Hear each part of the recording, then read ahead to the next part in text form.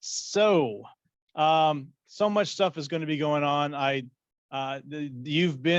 Some people here they're back from a trip to the Holy Land.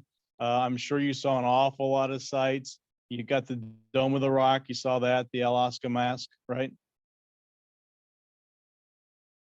Oh, yeah, but you could see it. Yeah, I guess yeah. Well, Kathy, you went recently too, didn't you? 3 times. Well, you've been twice. You've been twice. Able to tour inside the mosque, stand up on the Temple Mount. Second time we could go up on the Temple Mount and walk around. The third time we are not allowed to go up on the Temple Mount. Yeah. Well, but they didn't let you in. You didn't get to go inside the mosque, did you? Well, what I'm saying is, on the people that were there, were they able to? Well, I don't think anybody's been able to go in recently, because I can tell you I got to go in back in 1983, which tells you I was born after that. No, I was born before that. But yeah, anyway, though, when my group went there, we had to take our shoes off, but we could actually go in, put our hands in there and touch the rock. You know what I'm talking about. So anyway, though, so right now there is, over where people believe the temple used to be, the last temple, there is built over that the Dome of the Rock. And if you've been there, you know what I'm talking about. Well, there are plans and people want to rebuild the temple, but there is that problem where that mosque is sitting there. So that's going to have to be dealt with. I will talk about the logistics of that, and I'll get into all the details of the plans, the Temple Mount Faithful that are putting it together. They've reestablished the Sanhedrin. There's so many different things that they've done. They're gathering all together the furniture of the temple. We'll get into all that. But what I can tell you is that the last temple is going to be built, because there's prophecy about it. And so I'm going to get into all that as well. But today we're just going to take an overview. There have been temples before, so this is not the only temple in the world. When we talk generically about temples where blood sacrifices are performed, there are too many to include here. If you just want to put in like temples in any search, online search, and look for temples religion, you're going to find all sorts. There's like a top 10 list of all of them. There are all sorts of temples that were being uncovered in archaeological digs for different religions and such, Mesopotamia, Egypt for sure. So this is not a unique thing to the Jews. Temples have been built for ages. And so while not all temples include this, many of them were places of killing humans, sacrificing, all manner of debauchery involved with babies being sacrificed, and prostitution among the activities. So we do know, yeah, go ahead, David. Yeah. And they're trying to pass the law to remove the American embassy from. Okay, well, they can do anything they want. Well, okay, well, we'll see what's happening there. One of the things that was thrown out, I thought, where'd that come from? We don't know. So I can tell you that, let's see, there's a line that I use. I think God is in control. And if we remember that, we'll be okay. So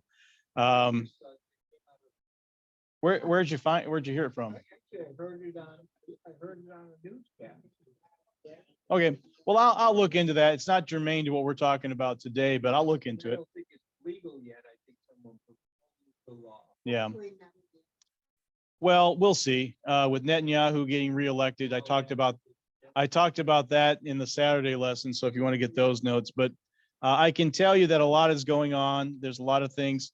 I can also tell you that the Orthodox Jews are the ones leading the way, and they've been leading the way for quite a while, since 1967. But the bottom line is they want a temple, and they're going to get their temple, I believe, because the prophecy says that. But there are many other temples, and this is one of the reasons why, and I'll probably get into this a little in other lessons, but when the Jews are going to get into the promised land, before they're going there, God was very specific. You don't do what those people are doing. if you study, and I don't suggest you do, and I mean, if you want to, you certainly can. But if you study some of the temples of Moloch and all these different false idols that were in the land of Canaan, you can see why God said you should not be doing that, because a lot of these temples, that's where you had your sacrifice of babies. Of course, in Athens, you know, you had the temple with the temple prostitutes, Athena, stuff like that. So these are the temple for the Jews is not the only one mentioned in history, but I want you to understand that God said, I want you to be different, but I also want you to know, and it's probably in the notes here, but no, it is in the notes, I know, because I wrote them, but I can tell you that, you know, the idea of a temple where you had worship and things of that nature, where you met with the gods, that is not unique, you know, to all these other cultures. The Hebrews did not get that from other cultures. It's quite the opposite, because obviously God is the one that established, you know, a place to meet with him. So anyway, though, if we look at the temples that the people of Israel left behind in Egypt and then encountered when they took possession of the promised land, we can see why God's temple was constructed the way it was and why he was so insistent that the new nation follows his instructions to a T. Same and not the same. Some archaeologists point to ancient temples and say that the Hebrews borrowed their practices from them but cleaned them up. However, as adherents of the Bible, we know that these pagan temples were shadows of what God originally ordained. So you will see motifs or examples of life and death, sacrifices, gods and goddesses, following religious followers to encounter them once a year. And the meaning of life show up in many, if not all of them. So you got Hindu temples where the meaning of life is discussed there. So meditation, things of that nature. So these ideas of a meeting place for God or gods is not unique. However, there is the one true God, and that's where all these other ones, I believe, like I've said before, God put eternity in people's hearts, and they have a desire to want to do this. And that's why they say, I got a place, I have to have a holy place special where I can meet with my creator or a higher power. That's just unique. It's because God put eternity in our hearts. And so this is this is an extension of that. So we shouldn't be surprised these practices developed in other places, nor should we be taken back if secular and even religious scholars get the symbology backwards in their origins. It makes for a nice debate. So if you want to debate with somebody about, you know, what temple they go to and whatever, that's fine. But in the end, the important thing is that while there share similarities, the differences are stark and substantial. We will go into those. And if one is serious about it, those biblical distinctions literally are the differences between life and death. So now the original temple, let's go there in Habakkuk 2:20. It's not, when you went to the Holy Land and you saw what, you know, the mosque or the Dome of the Rock, and you say, well, that, you know, the temple, that's not the original temple. I'm just going to tell you right now, if you, you're probably way ahead of me on this. Habakkuk 2:20 says, but the Lord is in his holy temple, let all the earth hush and keep silence before him. Psalm 11:4, the Lord is in his holy temple, the Lord's throne is in heaven. His eyes behold, his eyelids test and prove the children of men. And then in Micah 1:2, hear all the people, listen closely, O earth, and all that is in it, and let the Lord God be witness among you and against you, the Lord from his holy temple. Then obviously in Revelation 11:19, then the temple of God was opened in heaven, and the ark of his covenant was seen in his temple. There were lightnings, noise, thunderings, and earthquake, and great hail. So the original temple is not on earth. That's a good thing.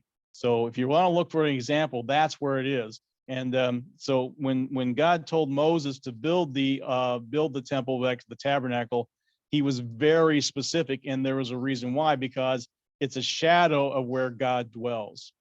So you know, just these mentions of the heavenly temple, we glean there is a temple where God dwells, and is the pattern for what he told Moses to build, a sort of sanctuary on the move. So the tabernacle that was built was moved with the people. When they moved, the tabernacle moved. Actually, when the pillar of cloud and the fire by night, when that moved, they moved. And they had to pick up all the tabernacle and take it with them to the next place they went to. So, and then eventually, as we will find out, David eventually said, nope, we're going to place it here. And because once they got control of Jerusalem, they said, we're going to put it here. Of course, he didn't get to build it, and we know the reason why there, but Solomon did. But that was the whole timeline of the thing. So the first place where God was going to meet, the meeting place, the tent of meeting, the tabernacle, are the same thing. That was established because God told Moses, here's what you need to have. You need to have these pieces of furniture in it. And they were to be followed exactly. If you want to read the whole account, Exodus 25 be a good place to start. So they were to build it exactly. And of course, the concept was to mirror the eternal in the temporary until the eternal would be permanent. Revelation 23, that's when it becomes permanent. And I heard a loud voice from heaven saying, behold, the tabernacle of God is with men, and he will dwell with them, and they shall be his people. God himself will be with them, and he be their God. So the need was there. You don't have to. We're going to leave the door of the ark open tonight, today. All right. So it's, unless some, well, we're going to let God close the door if he wants to do it. Okay, so Patrick, unless you're feeling a calling to a higher position, don't close the door. I don't want it. No, you don't want that? Okay. The only one I want is when I go. Yeah. Yeah. Okay, I got you. Okay, the need was there. Exodus 13, verses 21 through 22. It says this, and the Lord went before them by day in a pillar of cloud to lead them along the way, and by night in a pillar of fire to them light, that they might travel by day and night. The pillar of cloud by day and the pillar of fire by night did not depart from before the people. So they were accustomed to having God's presence. Now they had left Egypt where there's all sorts of gods, and they desired to serve God the way they were supposed to. And so now I understand something though. If you've been oppressed for 400 plus years, and you're finally out of underneath that, well, the God that delivered you, you want that God to go with you. I mean, whenever we go on long trips, my wife always says, let's pray, that God will be with us. I'm thinking, well, okay, we'll pray for that. But, he doesn't ever leave us, but we're praying for traveling mercies. But that's kind of what these Jews wanted. They said, we want to have traveling mercy. We want to make sure God's with us. And so they experienced the pillar of cloud by day and the pillar of fire by night. So they were accustomed to having his presence. And so they said, we always want you to be here. So they got that ingrained in them, which is a good thing. So first and foremost, the Jews see the temple as God dwelling with them. And this has always been the case all the way back to their journey to the promised land. Just as they came to rely upon the pillar of cloud and pillar of fire as God moving with them, they saw the tabernacle where Moses would meet with God as another example of God moving with them. You need to understand that these people who were made into a nation greatly depended on knowing God was with them as they left Egypt and when the first temple was built. It represented a solidifying of their standing as a nation. So while it's moving around all this time, we understand that when David wanted the temple made and then Solomon built it, that was a way for the Jewish people to go, this is our land, we're not going to leave it. And so when the temple would be destroyed, that was not just tearing down a building, that was also a sign to them that they were displaced and that God wasn't with them. So when they got, and actually that's the reason why they had all these, why were they, when they went to their exile in Babylon, it's because they weren't obeying God. They were idolatrous. So whenever they're idolatrous, God says, look, if you want to serve other gods and try to serve me, I'll take your temple away from you. Kind of harsh, but it's true. Now, if you're thinking, how does this apply to my life? You're probably way ahead of me but I'm not going to get into it today.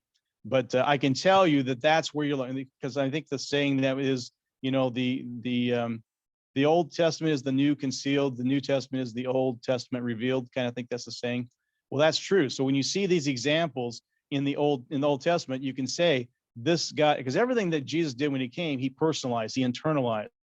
So, we had all these external laws, and he was saying, well, now I tell you that if you do this in your heart, you've already sinned. He brought everything internal, and especially he wanted to get them to know that temple you've been going to, don't get so tied to it, because there's coming a temple that's going to be internal inside of you.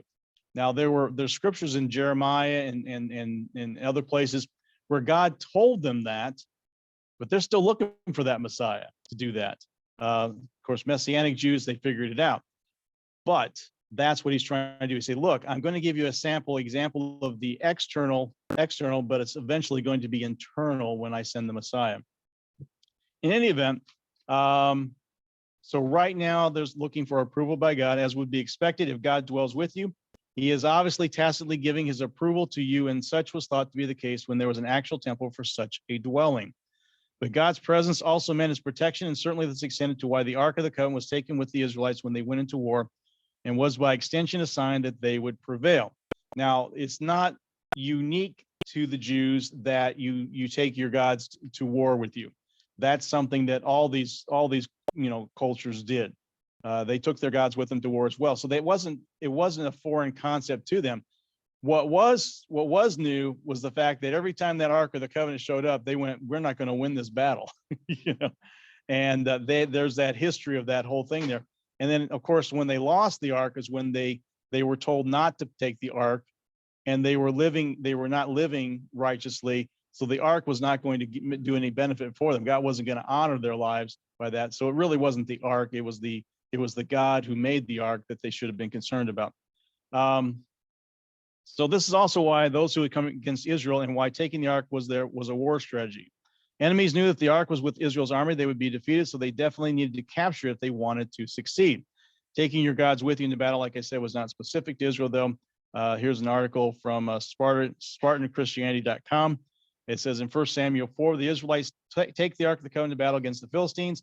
This is something they were not commanded to do. However, this is something that we read about other pagan nations doing with their gods. They would cart the gods into battle to hope for better fortune in the outcome.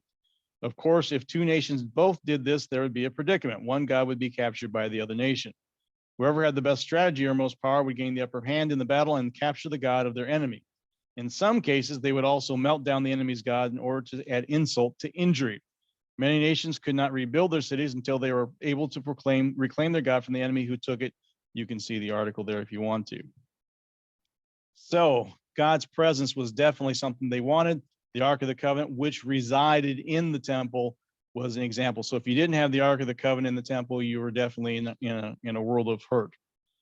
So why was the temple built? Well, obviously, dwelling place for God, but it's the sacrifices to cover sin. We would be remiss if one of the crucial reasons for the temple is not noted, and that is the annual time where the sins of the nation would be atoned for, which was done by sacrificing animals, and their shed blood would cover those sins. Here's an article from the website godquestions.org, and it details the Day of Atonement, which was in October, I believe, of this year. Okay, so the Day of Atonement, Leviticus 23 through 27 to 28, also known as Yom Kippur, was the most solemn holy day of all the Israelite feasts and festivals, occurring once a year on the 10th day of Tishri, the 7th month of the Hebrew calendar. On that day, the high priest was to perform elaborate rituals to atone for the sins of the people. Describes in Leviticus 16, 1 through 34, the atonement ritual began with Aaron, or subsequent high priests of Israel coming into the Holy of Holies. The solemnity of the day was underscored by God telling Moses to warn Aaron not to come into the most holy place whenever he felt like it. He could only come on this special day once a year, lest he die. That's pretty strong words. Now, why would Moses have to tell him that? Was Aaron thinking, "Hey, I can go in there anytime I want"? And God was like, "No, you can't." So it was definitely a special time. I do know, I think in tradition, they would put a rope around the high priest when he go in, because if he did something wrong, he disobeyed, he'd die. They couldn't go in there to pull him out. That's actually true. So, yeah, go ahead. Isn't it also that they Yeah. have the bells on? Yeah, bells on the bottom. Yeah. So if they heard the tinkling of the bells, he knew he was still alive. So, and I can only imagine, that process. So, but it was that serious. You couldn't go into the Holy of Holies unless you were prepared and doing it right. So, which is kind of a foreshadowing of coming in worship. Oh, did I say that? Yes, I did. So if there's no temple, there's no atonement for the nation, because the process described in Leviticus. So, now the question is, if you need the temple to have your annual remission of sins, what have the Jews been doing for 2,000 years after that temple was torn down in AD 70? Well, they have found a way to, obviously they're in a holding pattern because they want to have the temple, at least the Orthodox Jews do. Some people in Israel have just made their peace with the fact that they can't politically get rid of the Dome of the Rocks. They're saying, well, we can spiritually do this whole thing. Well, here's what, and I'm getting to some of these people that want their temple rebuilt. But getting here, for nearly 2,000 years, fully observing the Day of Atonement according to God's instructions in the Torah has been impossible. So they haven't got a temple. That's because in 70 AD, the second temple was destroyed. How do God's chosen people observe the Day of Atonement without a temple, without the sacrifice and sprinkling of blood? Over time, Jewish rabbis and sages developed new rituals to retain the meaning and holiness of Yom Kippur. Today, the focus remains on man's need of atonement for sin. Jewish tradition teaches that in the post-temple age, Jewish people find atonement through confession, repentance, and prayer to God, and reconciliation among individuals. According to the rabbis, Yom Kippur is a day when God seals a person's destiny for the coming year. According to his teaching on Rosh Hashanah, he decrees his judgment, and people have the opportunity during the following 10 days of awe to affect that proclamation before God seals it on the Day of Atonement. Jewish people observe the holy day according to scriptures as they can without the temple. You can see that article. I put that in there for you. But the Jews aren't content for this much longer, at least the Orthodox ones. They long for a day when they once again are able to celebrate Yom Kippur in a new temple. So there has been a modern day push. Now, I don't know, Jeanette, you went to the, did they even bring up or did you even go the place where they're preparing the everything? Temple Institute, would you? Oh, okay, so the tour did. Okay, all right, yeah. Yeah. Yeah. Okay.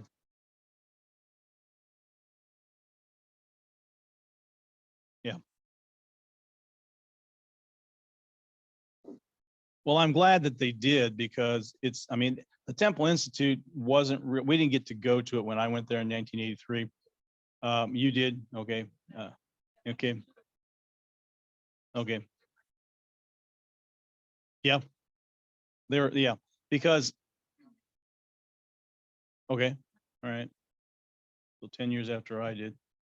Yeah, I mean, so it's ongoing, but I'm going to tell you, I'm kind of teasing you. I am going to go into details with what they have and how close they are. Of course, the one thing that they're going to say, I mean, because you can't have a new temple without the Ark of the Covenant. Where is that Ark of the Covenant? Well, I found Harrison Ford's phone number, and he won't tell me. He won't tell me if it was real or not. Yeah, Joe, go ahead. Yeah. Sure.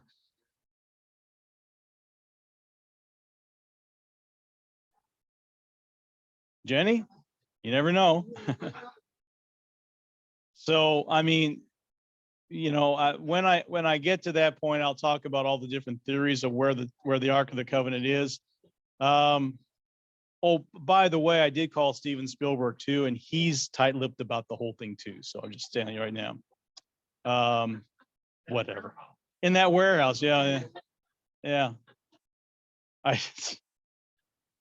Okay. You're going to help me segue out of this, right, Jenny? No. Well, then we're going to bypass the comment. Yeah. That's one of the theories, that it was taken to Ethiopia before the temple was destroyed in AD 70. So that's one of the theories. So we don't really know for sure. Yeah. In any event, that will be part of what we're looking at. But these people, see, what happened was, after the 1967 war, when Israel reclaimed Jerusalem, a group called the Temple Movement, or currently the Temple Mount Faithful, formed to rebuild the temple because the Dome of the Rock, the mosque built over it, wasn't destroyed or occupied, although the soldiers at the time put an Israeli flag on it briefly. So as the story goes, then they took over the Jerusalem. It was divided east and west Jerusalem. Now they got a whole thing back. The person that was in charge down on the ground, he came to the Temple Mount and he said, "We have had enough of this." And so they hung an Israeli flag on the top of it. But well, I'll read the story here. You've probably heard it, or maybe. It was taken down, as detailed in an article from The Atlantic. The brigade's chief communication officer, Ezra Orney, retrieved an Israeli flag from his pouch and asked Gur whether he would hang it over the Dome of the Rock. Yallah, said Gur, "Go up."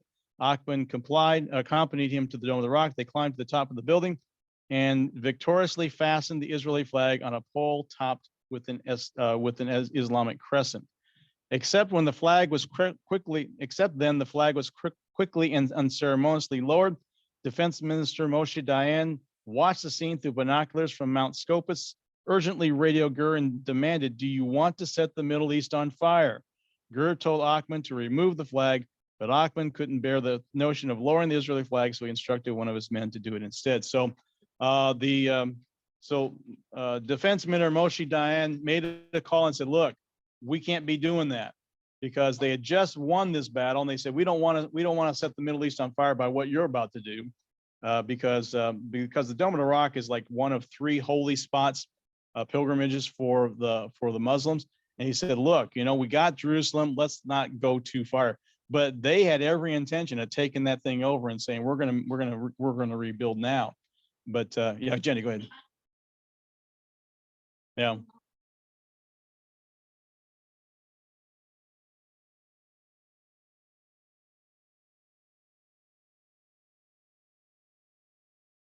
Well, yeah, that Mount Moriah. I mean, that's holy to all 3 religions. Yeah, Jewish and of course, yeah.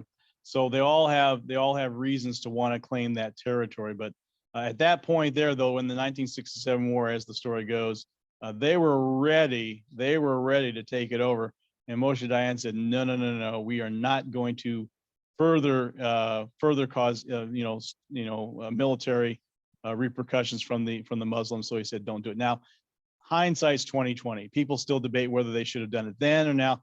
We know, because the Bible predicts that it's going to be built, that it wasn't time for it to be built then, but that's all a bunch of hindsight to people. So yeah, go ahead, Chris.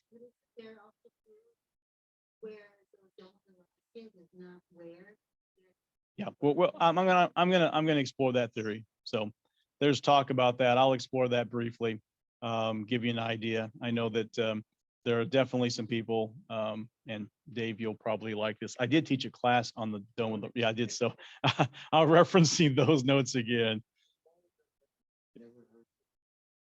Yeah, well, anyway, though, so we'll talk about that. But you're right. There's some people believe that, because the problem is, can they coexist at the same time? There are some people that have said, why can't we just build the temple next door to the mosque? And so there's all sorts of theories about that. Yeah, because that would really work for both religions. So that's a good solution. Well, it's different days. Yeah, they can share days of the week, or Hmm?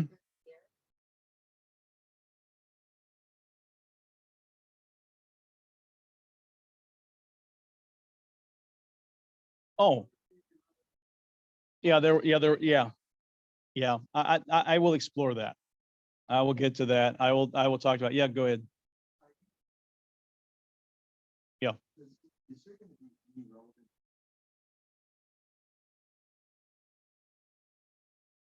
Are you talking about the millennium?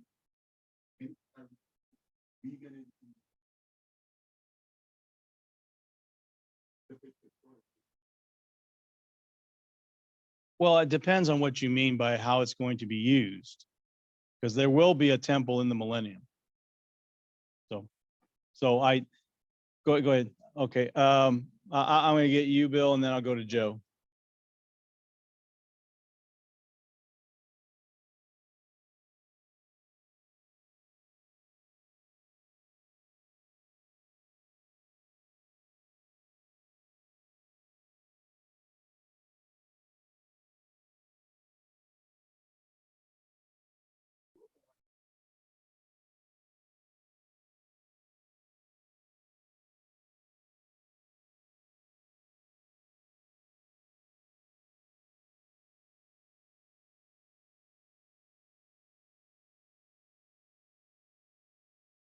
So what you're saying is the ark is irrelevant. Oh, it is there. Oh, I see. They're saying that. Okay, I got you. So that's your answer to his question, right? Okay. Which is not a bad thing, No. Go ahead, Joe.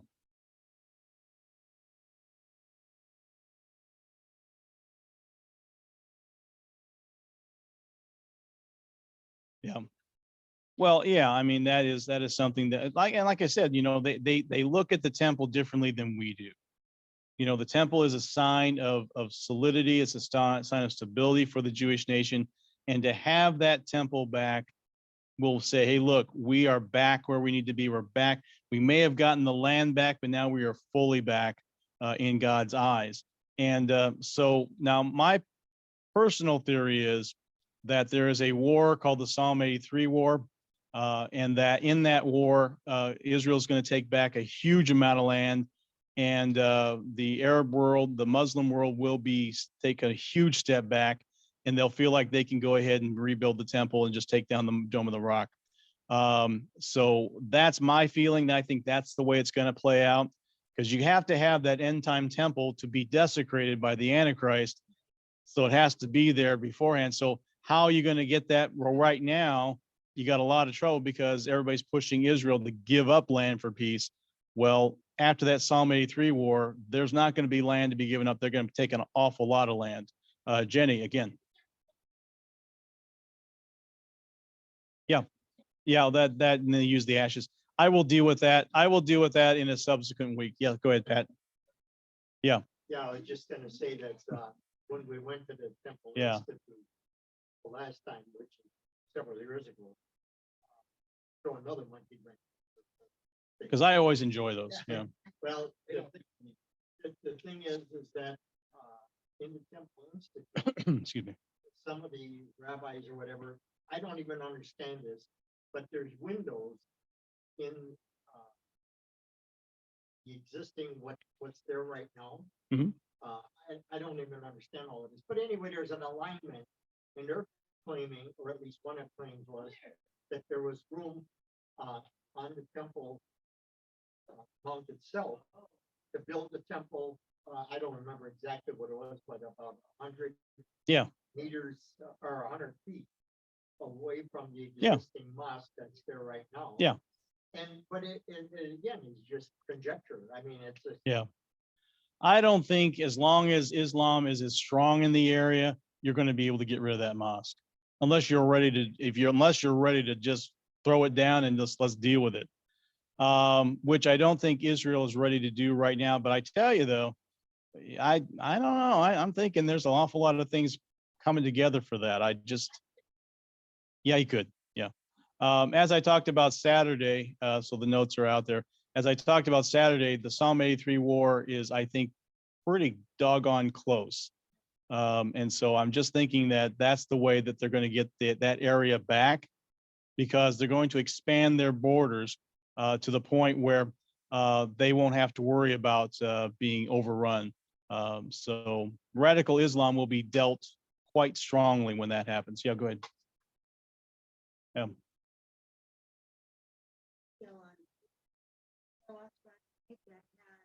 They showed where Yeah. all the Euphrates River is dried up. I mean, Yeah. dried up to- Yeah. So that's actually has to happen because the kings of the east coming over. So all of those things kind of play into that. So we're beginning to see all the pieces come together. It's just a matter of when, not if. And so, yeah, go ahead, Deanna.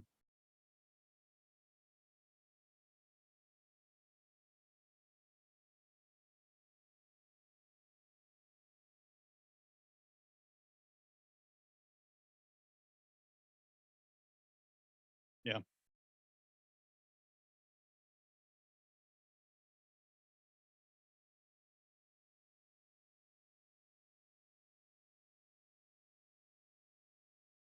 Well, yeah, that I taught about that in the research, that they have the way to do it if they have to or they want to, but the fact that it's dried up on its own. Go ahead.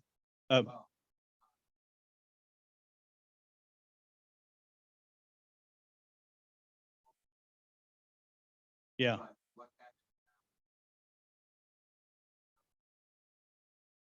Yeah.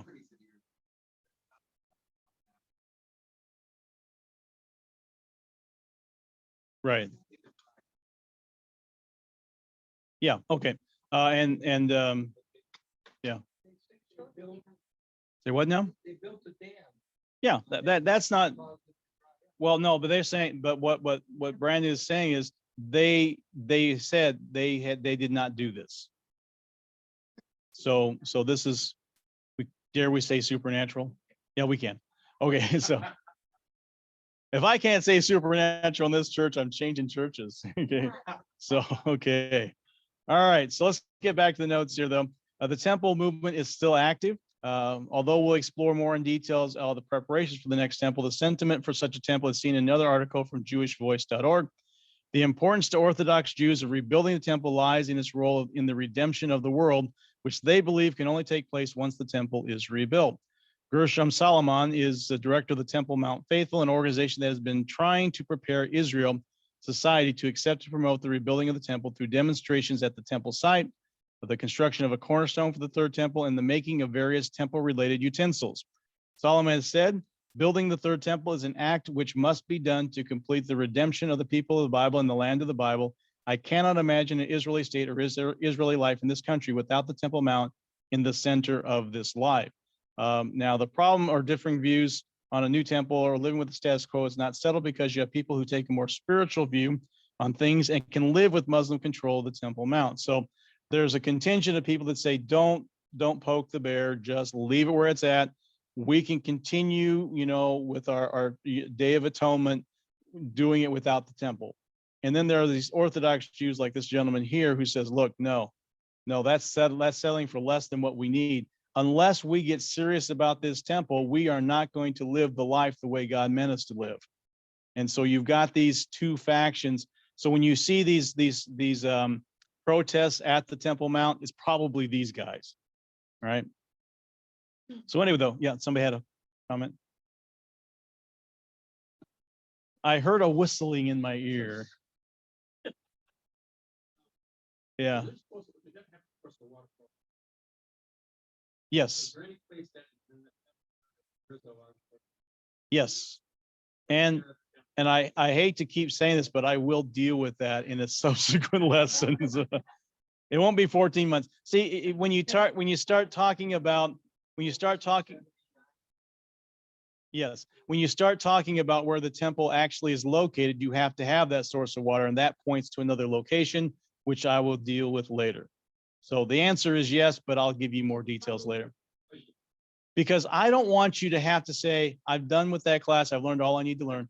I want it to keep coming back, okay? Yeah. So why do I keep on doing this? If only to vex you. No, it's go ahead, Deanna. But wait, there's more. Go ahead, Deanna.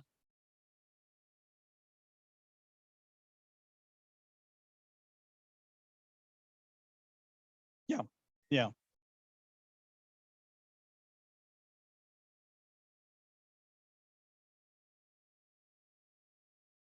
Yeah.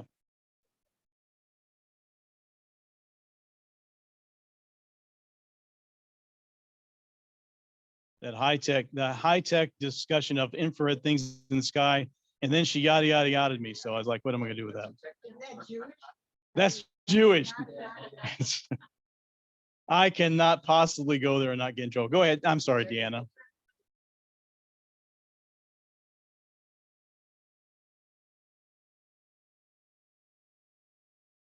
No, I fully admit that I'm just giving you an overview. Yeah.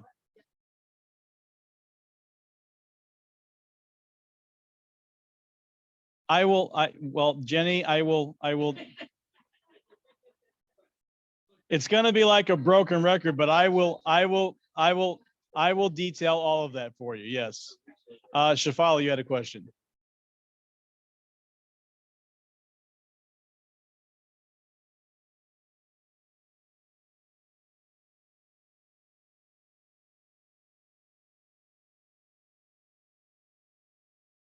Overall, it's the presence of God. They don't feel like they have the presence of God. Of course, they're not seeing the Messiah the way we do. So they don't realize that these scriptures that talk about a coming day when I will dwell inside you, that's already happened.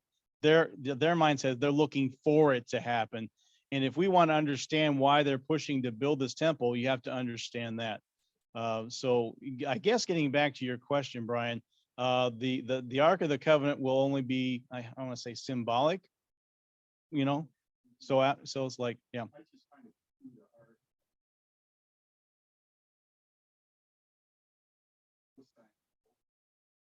Oh yeah, Dagon, yeah. That's an interesting story. And if you want to get down to what he actually gave them for that, it's not pretty. It's not a pretty sight. And yeah, it's, I'm not going to go into it now because there's some squeamish stomachs here. The bottom line is their God was not as powerful as God's. And they got to the point where they said, we don't want that here. Get it out, put it on a cart and ship it out to back to those guys. So that's the MOV or my own version. Yeah, go ahead. You see this, but there's always Yeah. always dispute. Yeah. And that's what's intended to happen. Mhm. And even though there's slow progress in what we do, there's slow progress, there's always enough opposition there, which is purposeful, to upset any decision maker. That's why it was controversial for Bibi to come back. Yeah. I mean, that's gotta be. And it is an aside here, but that election was pretty amazing. That was the biggest majority he's gotten, and he's now going to be the longest serving prime minister in their history. So it's pretty important. How it's going to play out, I can tell you if there were any thoughts of Iran attacking, they were not happy to see Bibi get back in charge, which will maybe inspire them to say, let's get in before he gets settled. Well, the Jews have never been more settled. You know, I mean, if you've been to the Holy Land, you see them with their machine guns over their shoulder. Everybody, it's because they're not going to get caught by surprise the last time. So that's not going to happen. So, and I think Pat, you said one time that the pilots in the planes, they sit in the planes 24/7. They have shifts, so they never have to have a long waiting time to get off the ground. Yeah. They said it was like almost 3 minutes, so like they had 20 to 46 seconds or whatever. Yeah. That has now been reduced down to less than 2 minutes. Yep. And that's why they sit in that plane all the time, ready to go. And the troops, I don't know if I mentioned that. Yeah. But 1/3 of Israelis are 1/3 of the population is always in the military. Yeah. They might even have a bigger army than we have right now. Well, that's the reason why the elections take a little longer is because they've got like some 500,000 military ballots and they have to verify where they're sending the ballots from. Are they at home or in the military? So that's part of the process. So yeah, their military may not be as big as some, but they are really prepared. So they're ready to go. And you know, Dave, your comment is correct. There's so many political implications and everybody fighting for this and fighting for that. In the last election, the Arabs thought they could get more control and keep Bibi out by having their party get more votes. That didn't happen. So whether you are liberal or conservative in your beliefs in Israel, there's one thing that overrides all of those things, and that is we are nationalistic. We are not giving up our land. I don't care. You may think that we're liberal in our theology or conservative in our theology, but everybody says one thing we all agree on: we're not giving this land up. So that unifies all these people, and that is also why the Orthodox Jews have a way to get this. I don't think you're going to get rid of that temple, the Dome of the Rock, until they feel comfortable enough to do it, because you have to get everybody on the same thing, like all the politicians. Everybody has to say, we now have enough. We've expanded our borders enough, and we've taken the Muslim threat away. You know, so now we feel like we can do this, because right now they're a land with walls.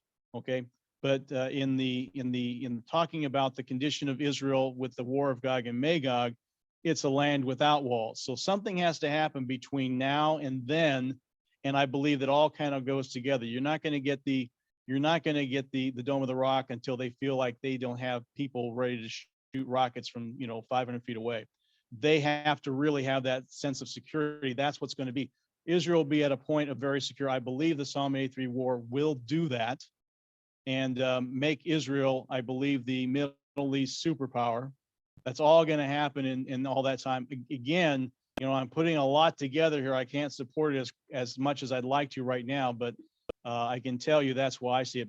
But the Dome of the Rock, when they want to, they're not going to be able to get that third temple until they feel like they can get everybody's will together, the government, the military, everybody say, we want this back. And that's going to happen, I believe, shortly here. Getting back to the notes, which you think I'm never going to get done. It actually says it must be done. There's yeah, it's like it's almost like he wrote the script for this whole thing here. All right, going back to the same article, the Temple Mount faithful see a greater reason rebuilding the temple and explain why some oppose it. Jewish leaders in the temple movement believe the Jewish people are not living on the spiritual level God intended because of the absence of the Shekinah divine presence from the world.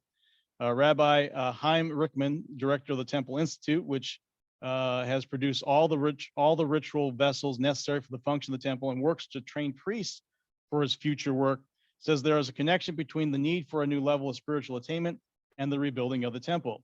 He says this, the Shekinah is brought about only through the temple. In terms of our mission as a people, we cannot in any way reach our spiritual status without the temple.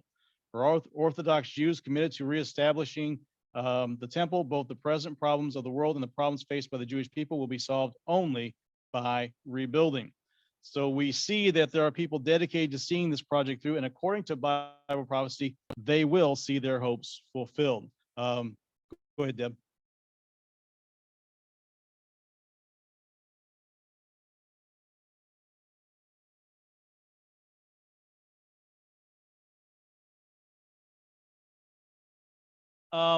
Well, I did touch on that in the previous lesson.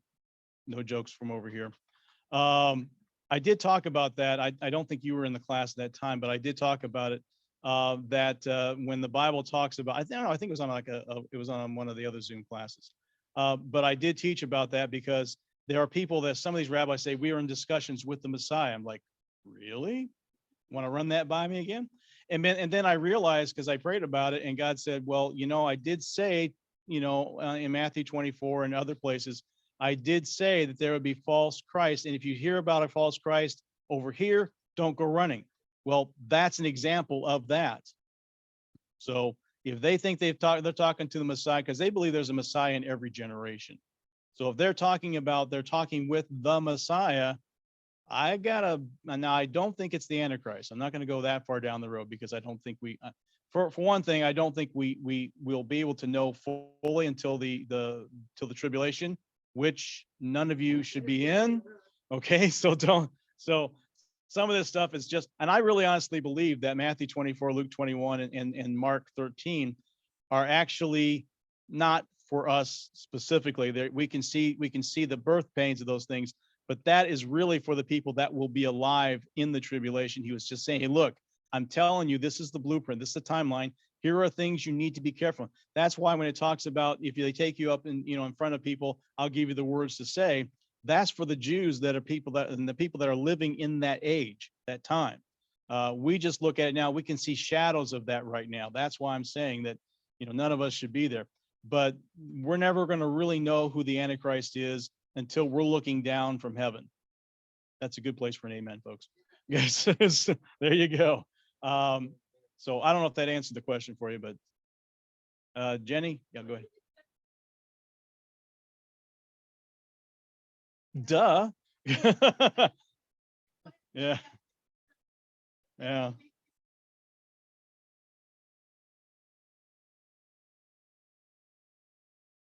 Well, I mean, you're talking about probably, was it Bill Koenig, watch.org. If you want to really fascinating, if you want to get that book Eye to Eye, it's just fascinating. The correlation between when you touch his anointed and something happens. It goes all the way back to the Revolutionary War. I mean, it goes that far back. I had one, of course, I deleted the comment on the video about false doctrines, the manifest sons of God thing, who used some language which caused me to delete his comment. And he couldn't, there's no connection between the blood red moons and this, like, oh, it's just a phenomenon. He's like, fine, believe what you want. But I have always have the choice of going, should I really just take the time to respond, or am I throwing my pearls before swine? So in that vein, I went, click. If you're going to use that language, click. However, I'm not afraid to entertain the comment. I'm just saying some people will not see what we see because they don't have the spiritual discernment that we have. So God speaks from the heavens. What's going to happen Tuesday? I don't know. All I know is whenever there's a blood red moon, something happens. So that's all I'm going to get to. Okay, go ahead, Chris. With the government war, is that gonna happen? We don't know. And I said, I really don't know, and there's really nothing to show us that, I mean, there's. Right. The timing of it is only, yeah, we don't get the timing of it, we get the details about it. All right, my personal view is, and I'm going to pray and close the class. Well, I mean, we can still ask questions, but I will stop the recording. But I can tell you that I believe the war of Gog and Magog will probably happen sometime after the rapture, but before the agreement with the Antichrist. Yes, I think the Psalm 83 war allows them to be able to rebuild the temple, which is the reason why well, all right, I'm so far ahead of myself. Let me put it this way here. I used to think, like so many prophecy teachers, that that the Antichrist is brokering an agreement with the Jews to allow them to worship in the temple. I do not believe that now. I believe with the Psalm 83 war, he's going to make a broker a deal with them like he does with all these other nations to consolidate his power over here, because he can't deal with Israel as strong as they are. So he says, I won't touch you. I won't come against you. I'm going to let you guys be, because he can't deal with all these fronts. People think the Antichrist is going to control everything. Never does. Okay. So what I think is the Psalm 83 war will establish them as a superpower, military superpower. And the Antichrist goes, I can't deal with these people. I'm going to deal with these other people. And 3.5 years in, he goes, now I have my power consolidated. Now I'll come against them. So I don't know. I just toss out. Deanna? Because I've been talking too long. Oh yeah, right. Yes, they are two different places, two different wars. Same place, two different wars. Yeah. Okay. Yeah. You got it. Okay. Let's pray. Father, we thank you for this day. We thank you for allowing us to be able to openly discuss your word. And Father, these things are all important to us. I believe they're helping us to be able to discern the times. But more than that, Father, I pray you'll let us get the information and the knowledge to be able to witness to people who are interested in end time prophecy, that want to understand. Perhaps we'll have a chance to talk to a Jew who wants to hear about the Messiah because of these prophetic events coming to pass.